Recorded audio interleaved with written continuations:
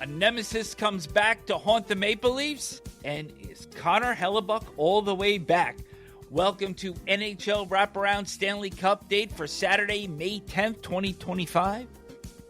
Vic and Neil joining you on the weekend. Thought the two games were very different on Friday evening.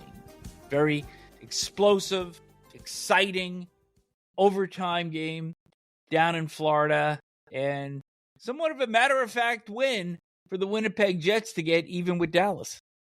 You know, and I think part of that is just the geography of where that game is with Dallas in Winnipeg, Manitoba, where everybody's dressed in white, but they basically sit quietly and watch the game in, very, very intent on seeing every nuance of the game.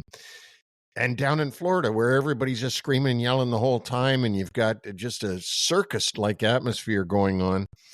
And I really think that that's the difference in the places. It's where the game is being played. I think Winnipeg could play in Dallas, or will play in Dallas in the next game, and you'll see a more raucous game. Toss in the fact that there's more Maple Leafs fans down in Florida than there are Dallas fans up in Winnipeg, and that, of course, falls right into what you're saying there. Not a lot of Texans are in Winnipeg, Manitoba. No, there's not. But we're going to start in Florida with the series now 2-1. The Panthers with a 5-4 overtime win. A goal by Brad Marchand, but we will circle back and look at a very significant move that was made by Paul Maurice, dropping Carter Verhaeghe down to the second line, which, as we had mentioned, has been somewhat stagnant in terms of production in the first two games. Evan Rodriguez moved to the first line, and we're going to tell you about the shot attempts at the end of this, because this move was rather significant. But right at the start, Matthew Knies, 23 seconds, off some early Toronto pressure, a hit post, Knies bangs it in. It's 1-0. And then at 5:57, Chris Tanev takes a hit from Carter Verhaeghe. It actually becomes the opening sequence of a 3-on-2. William Nylander and Match Pacioretty combine on the setup for John Tavares, who does a wraparound. And it's 2-0 at that point. I think one of the things we had spoken about in terms of what to expect in this game, you think that Florida's going to come out and Toronto's going to have to take a body blow. I actually said, hey, wouldn't it be something if Toronto actually comes out and tries to dictate things early? And that's what happened. It is. And Knies is so impressive to me. Like, he does some stuff that's just off the charts impressive. But I got to tell you, when that goal went in, that wraparound by Tavares, I was worried about Bobrovsky. And was he just worn out and going to have a bad night? Because he was so out of place on that wraparound. I mean, he almost went the wrong way on it. I think he played the wrong post. And you start thinking, oh, this could be a 3-0 series lead at the end of this one. The game almost became 3-0 because Bobrovsky actually had to make a terrific stop on a redirect by Auston Matthews. And then within a minute of that, Alex Barkov, moving down low, sends one in front. It deflects in off Morgan Riley's stick. And this is the first of several bounces that took place during this game that ended up as goals. And Morgan Riley actually directed the puck right into his own net. It wasn't like it hit him. Just to be a little bit more descriptive, he came around and sort of put it into the crease, did Barkov. Mm-hmm. And Riley just inadvertently directed that, what was going through the crease, into the net. It was a big, big break for the Florida Panthers at that point in the game. And they got a little bit of momentum coming off of that goal because their first power play in the second half of the first period was spent virtually entirely in the Toronto end. And I think this is how we actually expected them to start the game. And strong finish to the first period. The shot edge was there. I was curious to see in the second period how Toronto would respond with the lead, but with Florida putting on pressure. Yeah, absolutely, because you knew that this is what was going to happen. And you knew that they were going to start really testing Wall at that point, Joseph Wall, that is. Wall was strong early, the second period, and then A.J. Greer took an offensive zone penalty, interference on Bobby McMahon. Tavares tips in a Mitch Marner shot, and it's 3-1. And this is the point where I feel if Toronto was going to grab this game, they needed the fourth goal. But Sam Reinhart answered a $1.22 later. That was a shot that ended up in the crease behind Wall. Looked like Brandon Carlo actually helped guide it over the goal line and went for review, and it was upheld, and the goal stood, and now we're at 3-2. Hey, this is one of the ones where you could see on TV the puck went in the net because they showed the camera inside the net, and you saw the puck clearly went over the goal line. And so now the Florida Panthers get a bit of luck that they had gotten on the first goal. They get some here too, but they're pushing at this point. A $1.04 later, Verhaeghe ties the game. But the key piece here is there's a scrum at the Toronto blue line. Sam Bennett emerged with the puck. But then there's the mistake on the defensive side of this because Mitch Marner flew the play way too early up ice. And then I thought he was really soft on his back check on Verhaeghe. Yeah, I mean, the worst part was that he predicted the play to go towards the Florida net when the puck came out and went towards his own net, and he had to stop and get back and wasn't able to do that.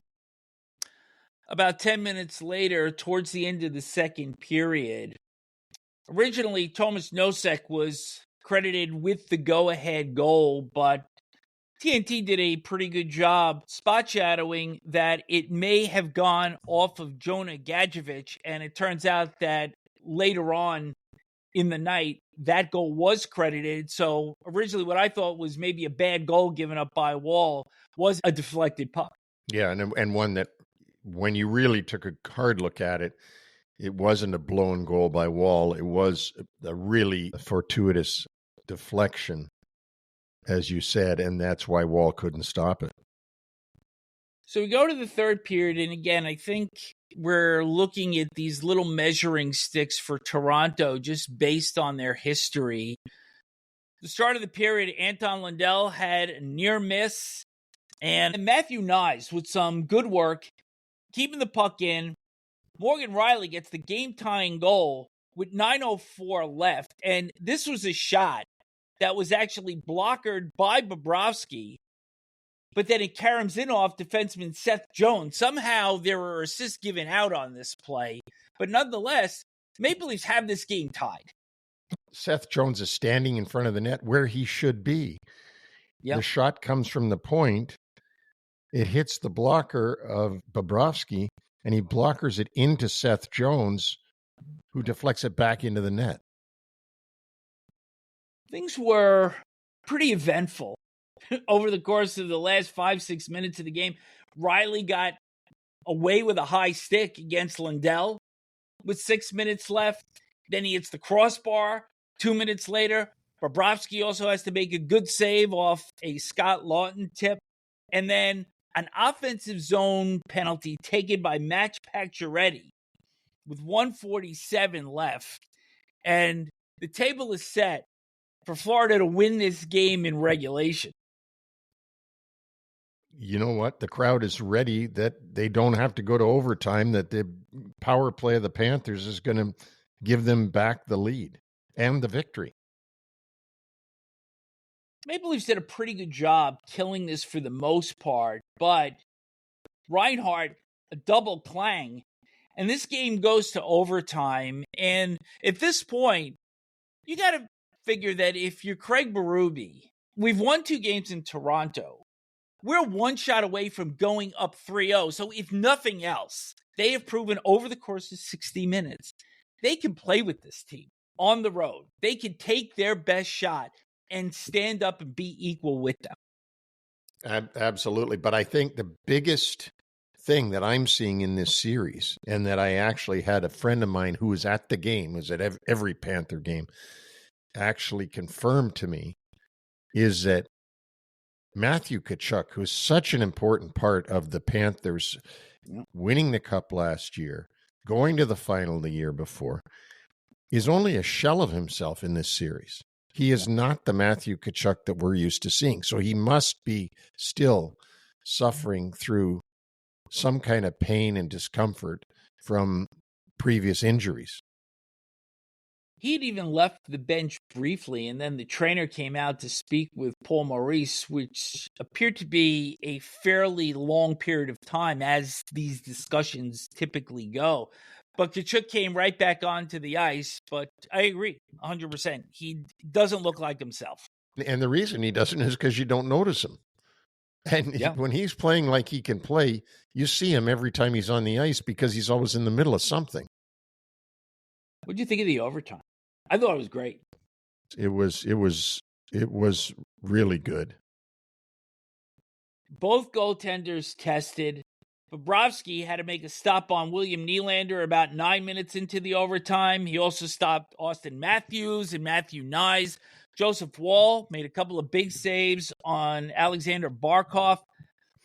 But finally, the signature of Florida Panthers hockey was the overtime goal. Sustained pressure, Toronto players getting tired on the ice, and finally, Marchand is shot from the top of the slot, deflected in off Morgan Riley, who seemed to be mentioned every couple of sentences in this recap here, and the Panthers are back in the series. Marchand was jumping up and down like we've seen him do in a Boston uniform. It's the first time I've seen him do that in a Florida uniform, but we're all too familiar with Marchand being in on important goals. Remember we mentioned at the top of this that there was a shift. The Panthers in this game had an 84-49 edge in shot attempts. 34 of those attempts came from the top line of Barkov, Reinhart, and Rodriguez. And Verhaeghe on the second line had 9 attempts.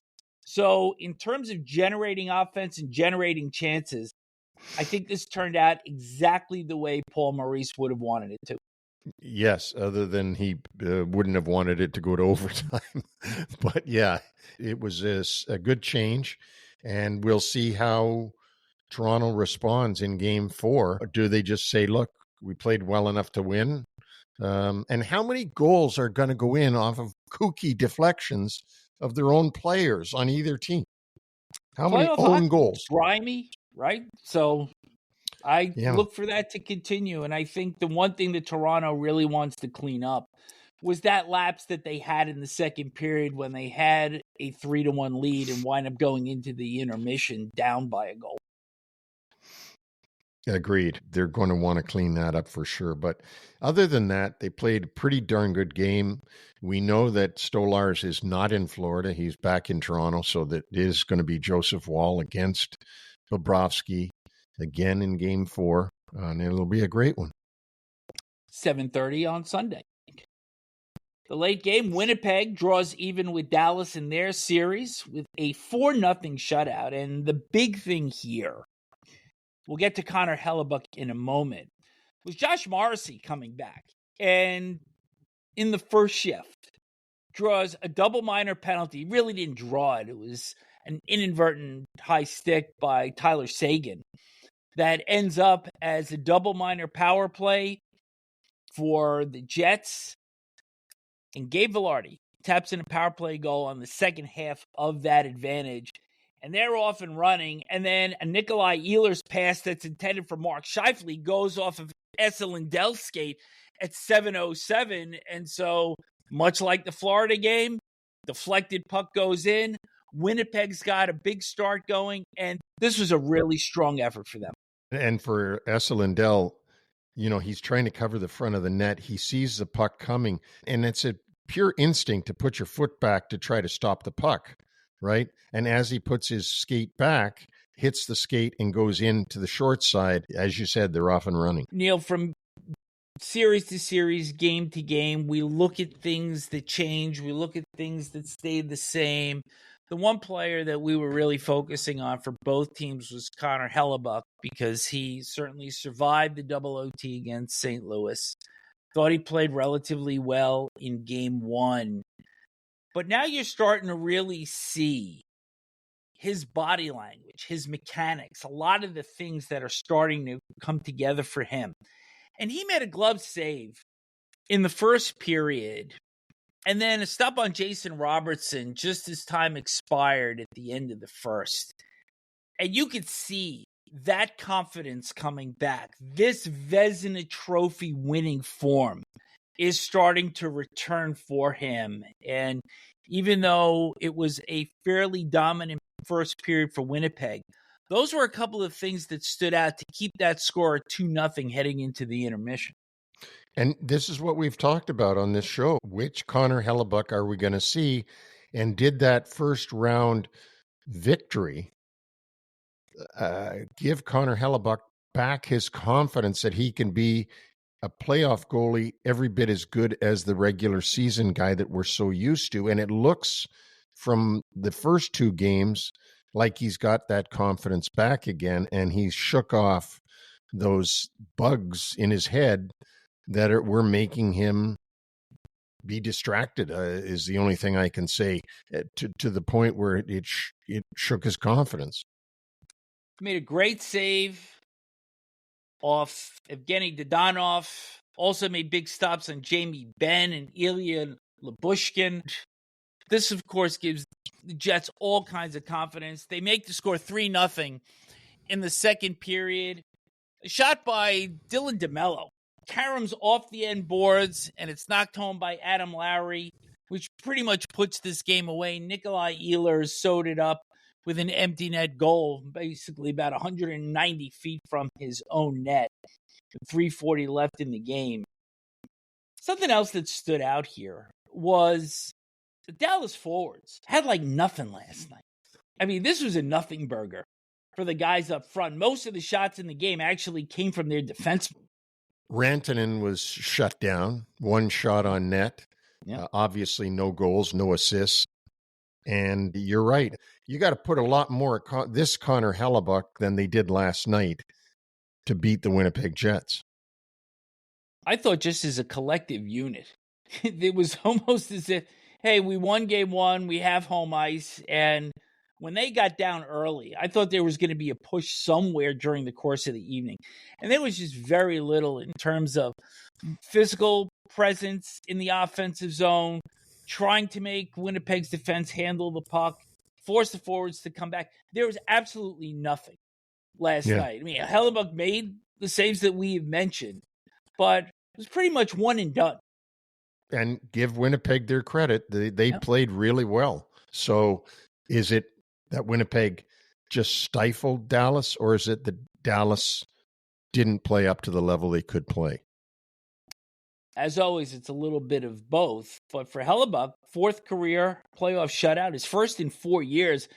And now from all the struggles, we're saying, hey, he's got a shutout streak of 83 minutes and 22 seconds. Yeah, there you go. Let's see how long that can last.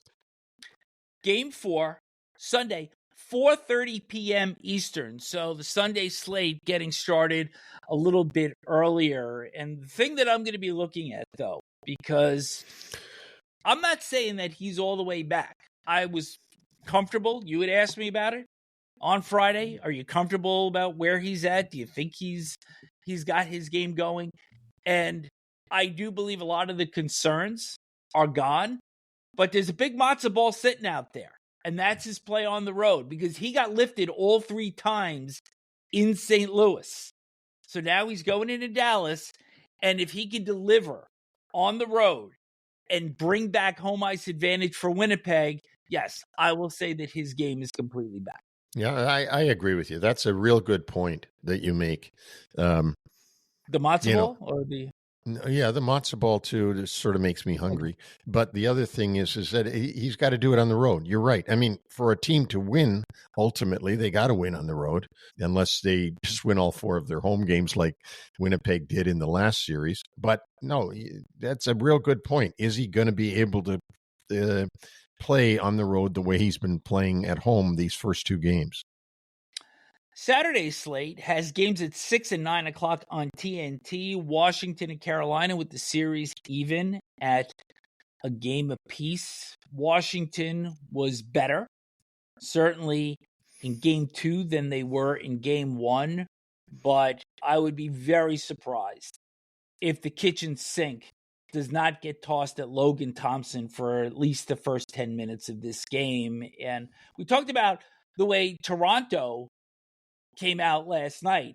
That would probably be a pretty good idea for Washington to take the issue and take the game to Carolina instead of sitting back and waiting for the Hurricanes to throw everything at the net and then try to settle the game in from there. It would be. I predict, and tomorrow we'll find out how wrong I am.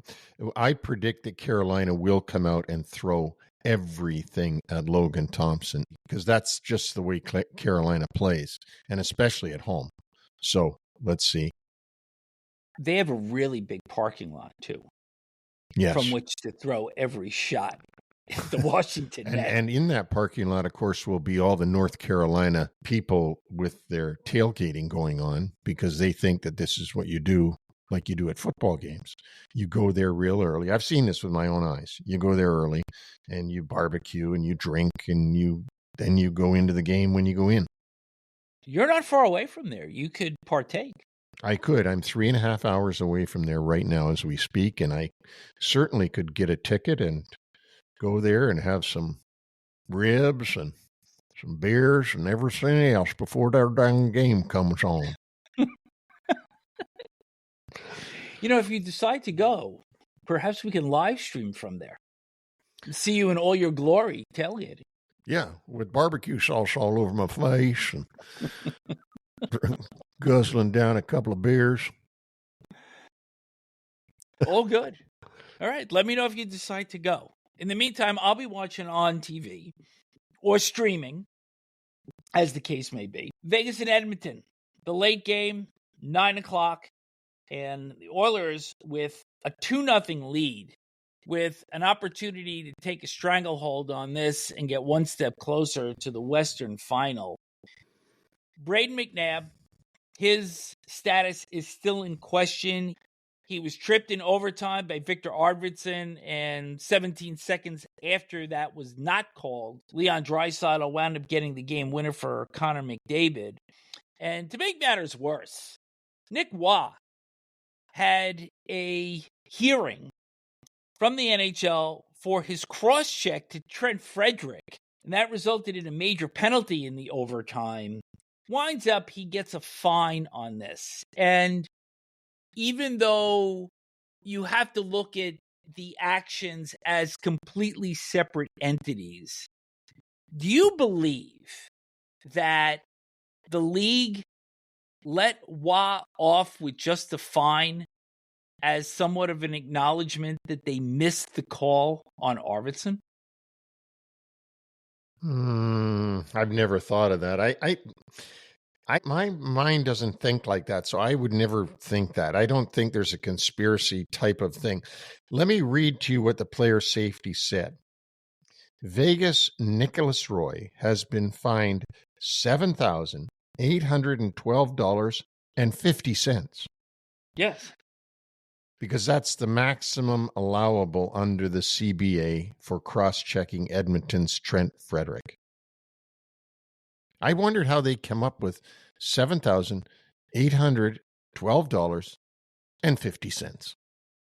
It's probably a slice of Waugh's salary. That said, you're telling me in the regular season that's not suspended? Well, maybe it is. Maybe it is. Maybe they're not as harsh in the playoffs as they are during the regular season. I could see that. I just found the whole thing very interesting, that you're given a hearing, and when you have a hearing, do you not get suspended? Well, I guess not, because they didn't. No, because isn't it that if you have an in-person hearing, then you're definitely suspended. But if you have if you have a hearing, I don't know. To be honest, I shouldn't say because I don't know. Saying that it sounds so funny. And 50 cents. And 50 cents. That's right. And now it's time for This Day in Stanley Cup History. Wow. I didn't know that we brought Marv Albert in to introduce this. So this is good and bad for the Boston Bruins. So, Bees fans, you will know when to leave this podcast. May 10th, 1970. We mentioned it on Friday. We teased it. Bobby Orr's goal in Game 4 against St. Louis against Glenn Hall to win the Bruins' first Stanley Cup since 1941. The photo is iconic. It will always be, in my opinion, Neil, the best hockey photo ever. And I think that few people would disagree with that. I think there's even a statue of it at the There TD is. Garden. Yep, there is. Yeah, no, it definitely is. So the pass comes out from Derek Sanderson to Bobby Orr. I think it was a give and go. And Bobby Orr gets it, puts it into the net. The St. Louis defenseman trips Bobby Orr, and the photo is taken of him flying through the air with Glenn Hall trying to compose himself at the same time with the puck in behind him. Do you know who the defenseman was who was tripping Bobby Orr? Noel Picard. That's exactly right. Noel Picard. And then, of course, Bobby Orr is down on the ice.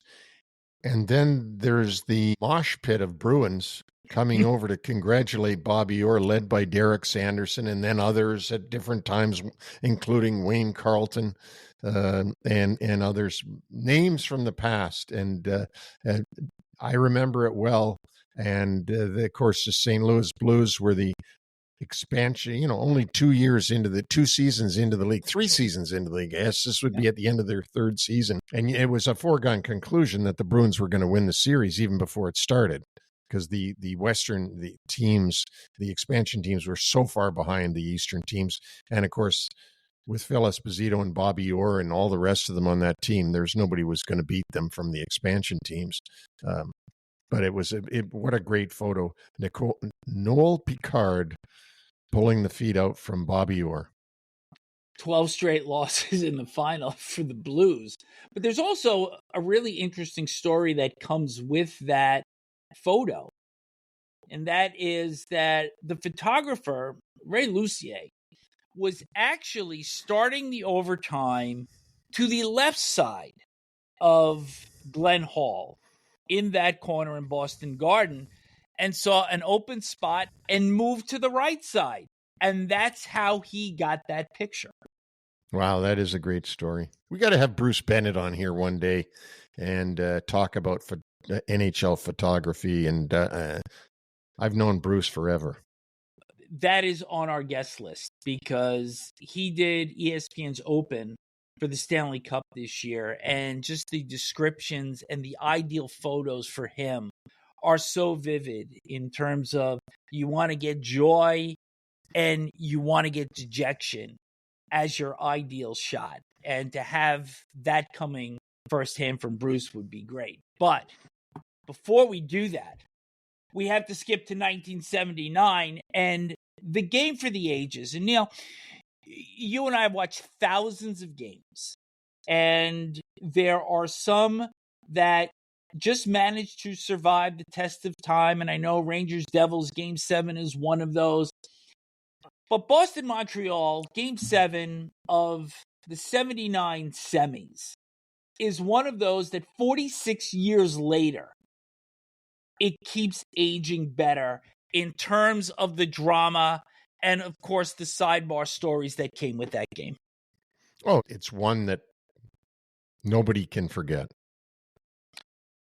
This is a 3-1 Bruins lead entering the third period. And then somewhat of a questionable penalty called on Dick Redmond of the Bruins for a hook on Jacques Lemaire. And you know the shot of Don Cherry that we used to see in Coach's Corner with him raising his arms and kind of showboating to the crowd like we're getting screwed here? Yeah, I remember it well.